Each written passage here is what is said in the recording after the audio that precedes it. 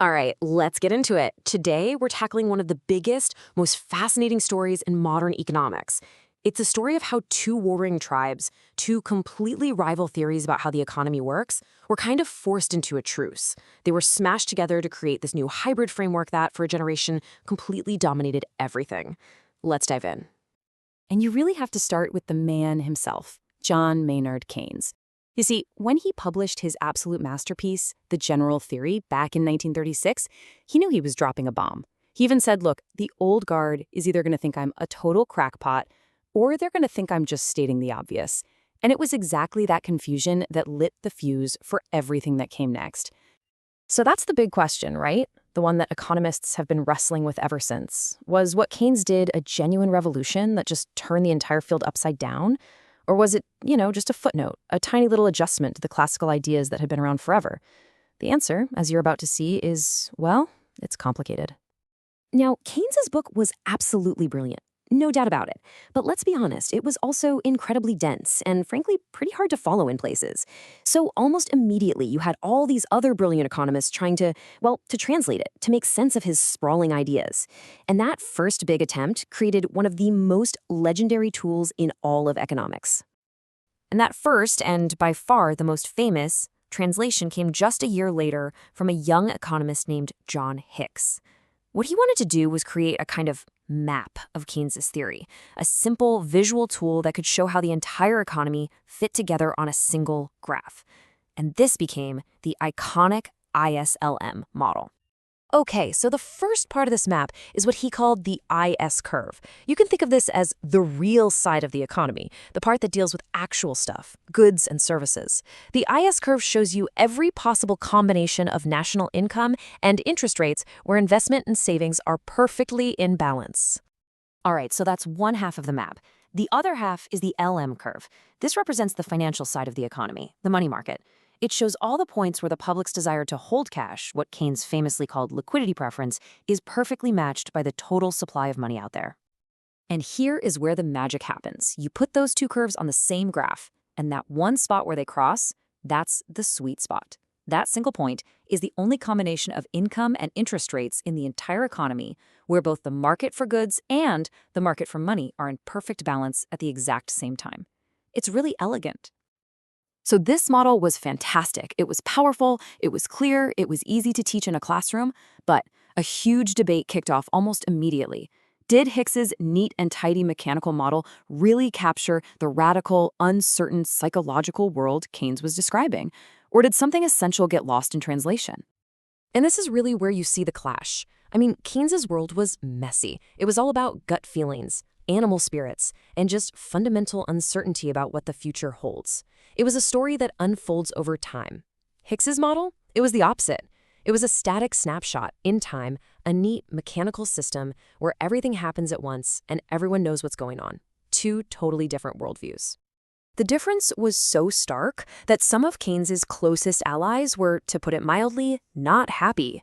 The economist Joan Robinson, who worked with him, was so incensed by what she saw as a complete distortion of his core ideas that she gave this whole ISLM interpretation a very famous and very, very blunt label.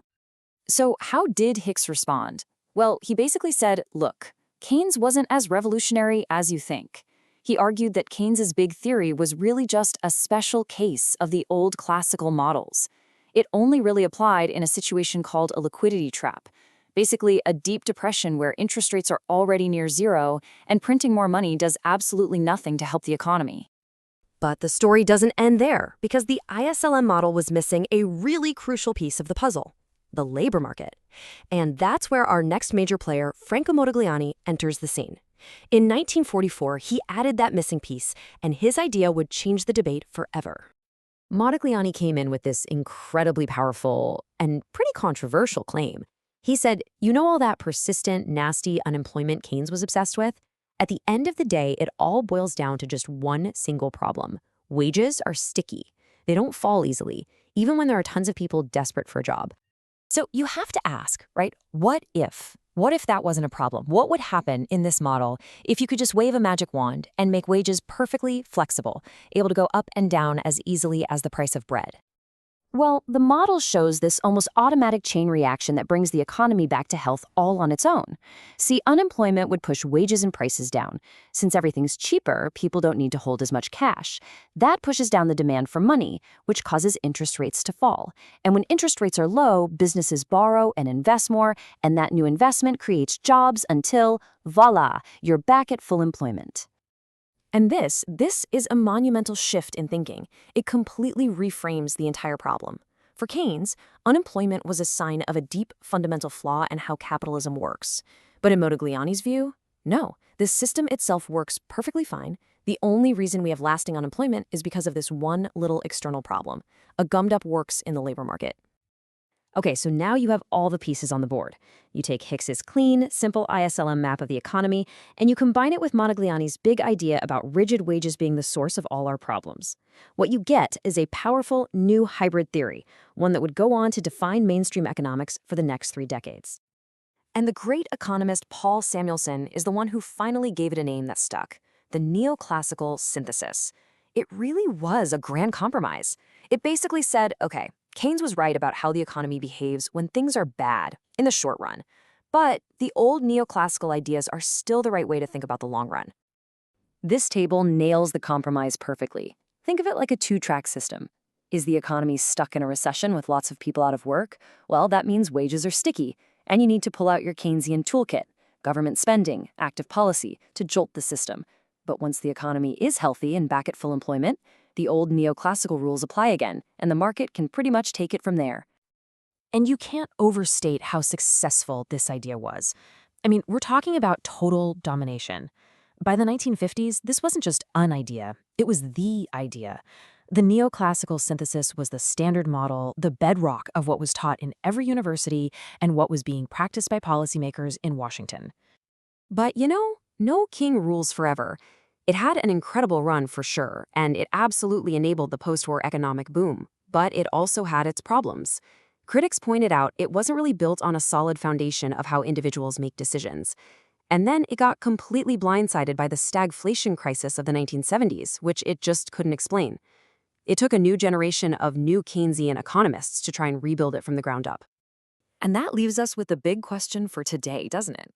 This great intellectual compromise, it solved the crisis of its time and built a consensus that held for decades.